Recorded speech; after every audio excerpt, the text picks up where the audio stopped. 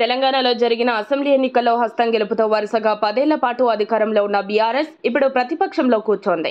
కాంగ్రెస్ ప్రభుత్వాన్ని ఏర్పాటు చేసి అధికారంలో కూర్చుంది. ఇంతకాలం బీఆర్ఎస్ ప్రభుత్వం తీసుకున్న నిర్ణయాలను రేవంత్ సర్కార్ స్కాన్ చేస్తోంది.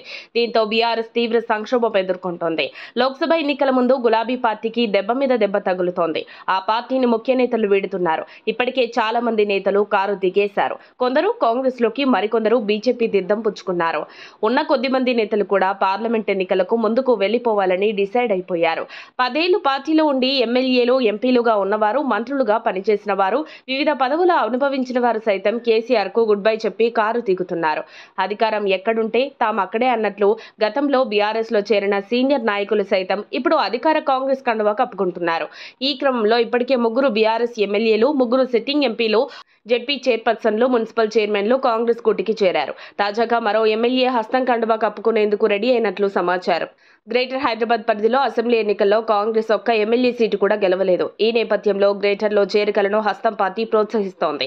ఈ క్రమంలోనే ఖైరతాబాద్ ఎమ్మెల్యే దానం నాగేందర్ ఇప్పటికే కాంగ్రెస్ లో చేరి సికింద్రాబాద్ ఎంపీ టికెట్ తెచ్చుకున్నారు. తర్వాత స్టేషన్ గన్పూర్ ఎమ్మెల్యే కడియం శ్రీహరి తన కూతురు కడియం కావ్యతో కాంగ్రెస్ లో చేరారు. తర్వాత కడియం కూతురుకు Congress party Warangal MP ticket ఇచ్చింది. ఇక తర్వాత భద్రాచలం ఎమ్మెల్యే తెల్లం వెంకట్రావు కూడా హస్తం గుటికి చేరారు. ఈ 3 బీఆర్ఎస్ నుంచి గెలిచి కాంగ్రెస్ లో చేరారు. ఇక వీరి బాటలోనే తాజాగా ఉప్పల్ మాజీ ఎమ్మెల్యే బేతి సుభాష్ రెడ్డి గులాబీ పార్టీకి రాజీనామా చేసినట్లు వార్తలు వినిపిస్తున్నాయి.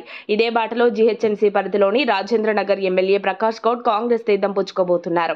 ఇప్పటికే ఒకసారి సీఎం రేవంత్ ను కలిసిన ప్రకాష్ గౌడ్ తాజాగా శుక్రవారం మరోమారు కలిశారు. త్వరలో కాంగ్రెస్ లో చేరతారని సీఎం కు తెలిపారు. గులాబీ పార్టీ ఎమ్మెల్యే ప్రకాష్ గౌడ్ చేరికకు సీఎం రేవంత్ గ్రీన్ సిగ్నల్ ఇచ్చారు. దీంతో తన అనుచరులతో సమావేశం నిర్వహించి 1-2 రోజుల్లో హస్తం పార్టీలో చేరతారని తెలుస్తోంది. లోక్సభ ఎన్నికల్లో జీహెచ్ఎంసీ పరిధిలోని సికింద్రాబాద్, మల్కాజ్గిరి, చేవెళ్ల స్థానాల్లో కాంగ్రెస్ పార్టీ గెలుపే లక్ష్యంగా కాంగ్రెస్ ఆపరేషన్ ఆకర్ష్ చేపట్టింది. ఈ క్రమంలో ప్రకాష్ గౌడ్ తో పాటు పలువురు సీనియర్ నాయకులు కాంగ్రెస్ లో చేరతారని తెలుస్తోంది. ఇక వీరు హస్తం గుటికి చేరితే సబిత కూడా కాంగ్రెస్ లో చేరే ఛాన్స్ ఉన్నట్లు గాంధీ భవన్ వర్గాల టాక్.